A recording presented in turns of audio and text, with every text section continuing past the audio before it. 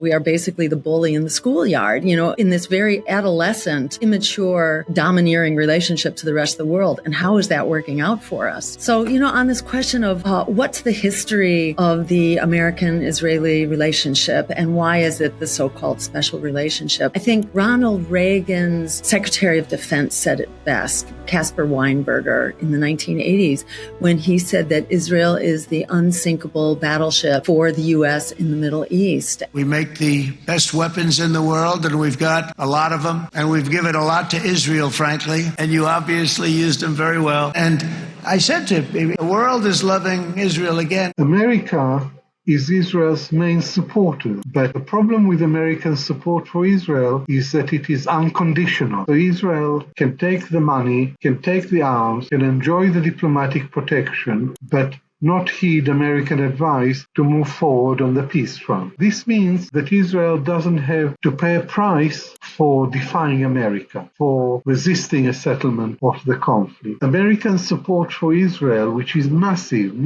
is not dependent, is not conditional on Israel respecting Palestinian human rights or international law.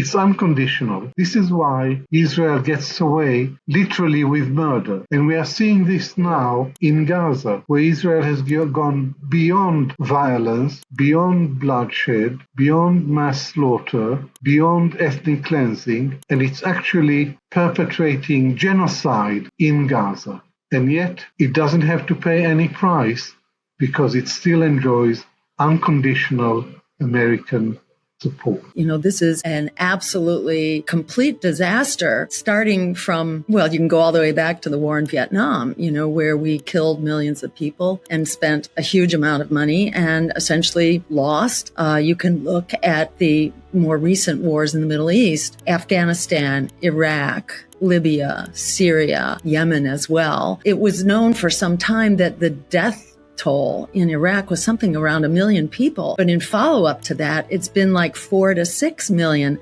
deaths. So this is not some radical fringe think tank. This is very well documented stuff. So this policy of the U.S. to dominate the rest of the world is what our special relationship with Israel is all about. And this is a disaster, and it needs to be brought into the 21st century where the U.S. And Israel, for that matter, need to be part of the global community, need to be respecting international law, not destroying it, and respecting human rights and working through diplomacy rather than sheer military domination.